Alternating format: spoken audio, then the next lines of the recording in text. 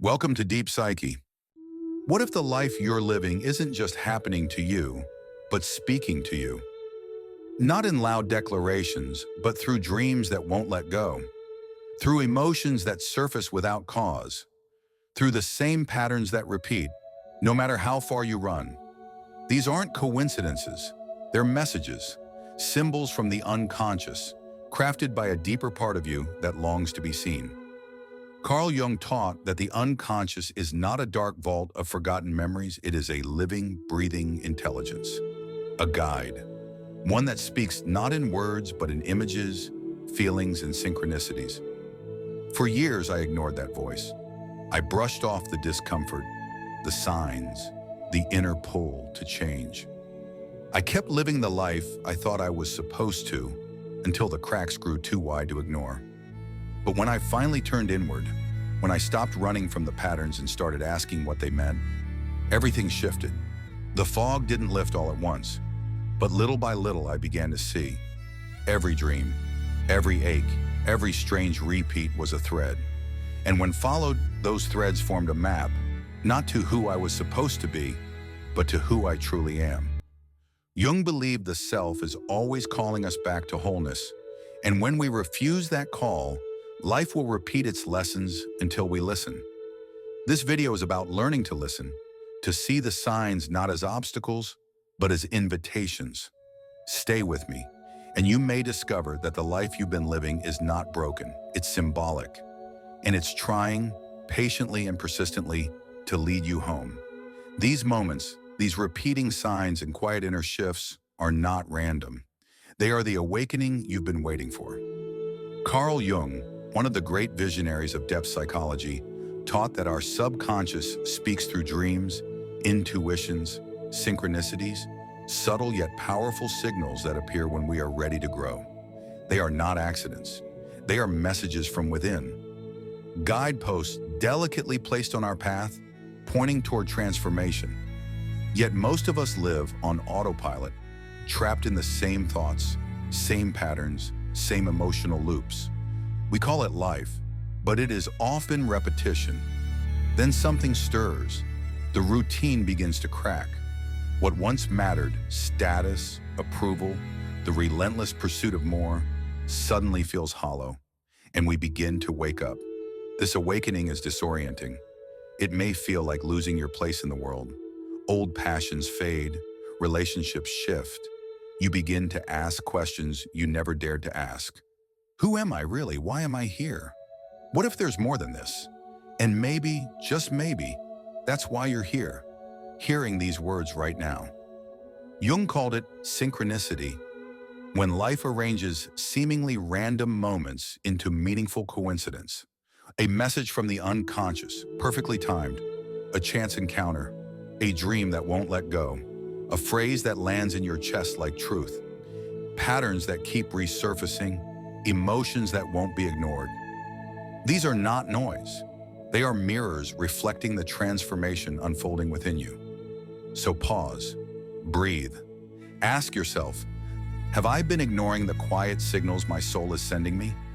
Because if you're feeling the tug, the ache, the shift, you're not broken. You're awakening. And yes, the path can feel lonely at first. One of the earliest signs of inner growth is solitude. You might notice some relationships begin to feel strained. Conversations that once flowed now feel hollow. It's not that something is wrong, it's that something is changing. Jung taught that as we evolve, our inner world reshapes our outer world. Connections that no longer match your truth begin to loosen. Not out of rejection, but out of natural alignment. Let them go with gratitude. You are not walking away, you are walking toward wholeness, toward the self, and you don't have to do it alone. When the passions that once lit you up begin to feel hollow, when your worldview quietly shifts and those around you seem to pull you back to an older version of yourself, pause. That too is a sign. Your subconscious is speaking, nudging you gently yet persistently toward a new path of becoming. This shift rarely arrives with fanfare. It moves in silence. Conversations fade, shared interests dissolve, and without quite knowing how, you find yourself standing alone, between the person you were and the one you are becoming. This isn't failure, it's a threshold. Jung called it individuation, the process of returning to your true self, even if that means leaving behind the familiar. Have you felt the shift? If so, I invite you to share your experience in the comments below. Your story might not only clarify your own path, but light the way for someone else walking beside you, quietly. But as you walk this inner path, discernment is essential. There is a difference between transformative solitude and destructive isolation. The first is sacred. It's a conscious step back, a season of reflection, of shedding noise, of rediscovering your own rhythm. In this space, though you may miss certain people, you feel more whole, rooted, clear.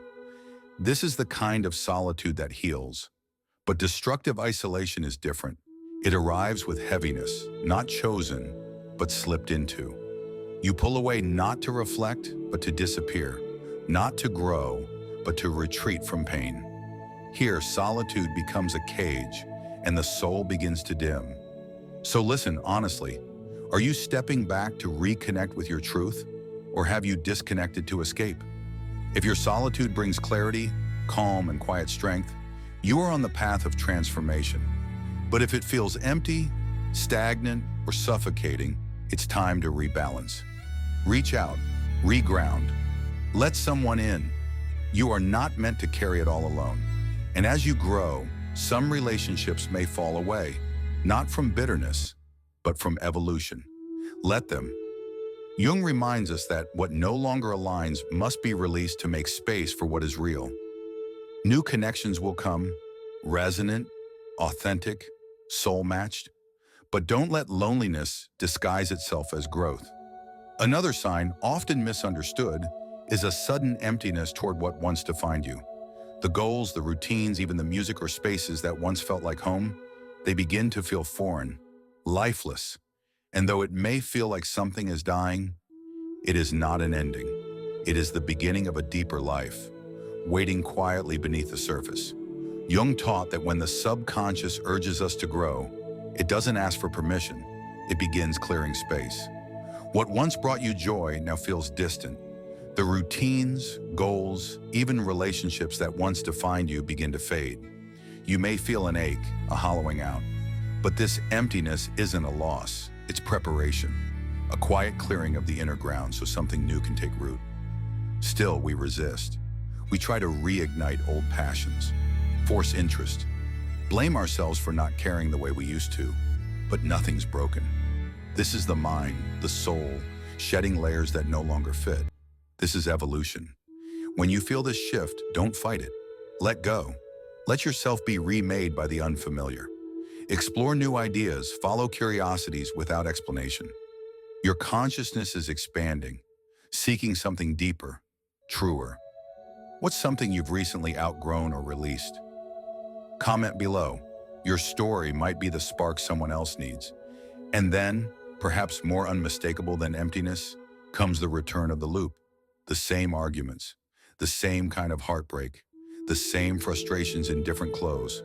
At first, you call it bad luck, coincidence, but Jung saw it differently. These are not random. They are messages.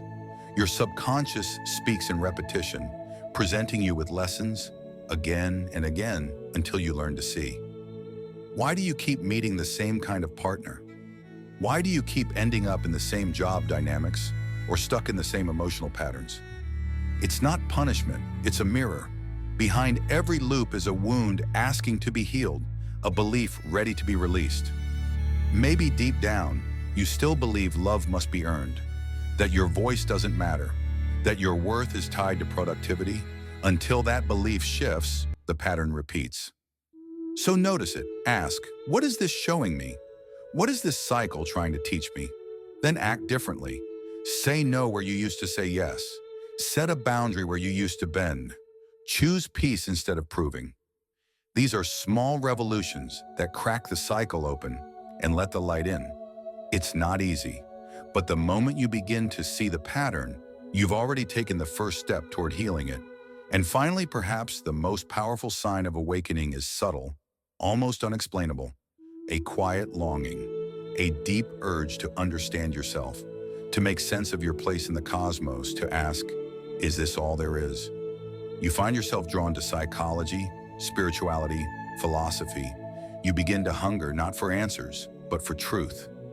Jung called this individuation, the sacred journey of becoming whole.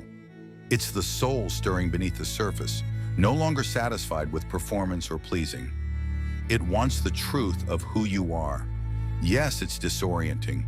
Yes, it can upend everything you thought was certain. But this is not chaos. It's clarity breaking through illusion. So read, question, reflect. Follow that quiet tug within. Every step into the unknown brings you closer to yourself. And then comes the paradox of growth, the strange tension between not knowing and somehow knowing. You feel it. You're no longer who you were, yet who you're becoming hasn't fully revealed itself. Restless, untethered, but undeniably awakening. You can't go back. And though the road ahead is unclear, there's something inside whispering, keep going. Carl Jung reminded us that true transformation begins when we step willingly into the unknown, holding both fear and possibility in the same breath. If you're here, uncertain but quietly certain that something is shifting, don't retreat. This is sacred ground. This is where the new self begins to take shape. Discomfort in this stage isn't a sign to stop. It's a sign to listen more deeply. Now is the time not just to notice the signs, but to respond to them. Begin simply. Start a journal, not for perfection, but for honesty. Record your dreams, the loops, the sudden emotions. Over time, they'll become a map, a dialogue with your unconscious. Try Jung's active imagination. Sit in silence, gently ask your inner self, what are you trying to show me? Then wait, be still. Let the images, feelings, or words rise without judgment. You'll be surprised what emerges in silence. In a noisy world, even 5 minutes of quiet breathing can reopen the door to your inner world. You don't have to chase clarity, just create space for it. And if this message resonates with you, don't keep it to yourself. Share it with someone who's on the edge of their own awakening. Like this post to help the message reach more souls who are quietly searching, just like you. Comment below what patterns, shifts, or signs have been showing up for you lately. Your reflection might be exactly what someone else needs to read. If you're ready to go deeper, to explore your subconscious with intention and guidance, subscribe to this channel. New videos every day, all aimed at helping you navigate the path of self-realization and inner growth. Remember, you didn't land here by accident. Your subconscious led you here for a reason. Trust the signs, trust the unfolding, and above all, trust yourself. The life meant for you is closer than it seems. You're not lost, you're becoming.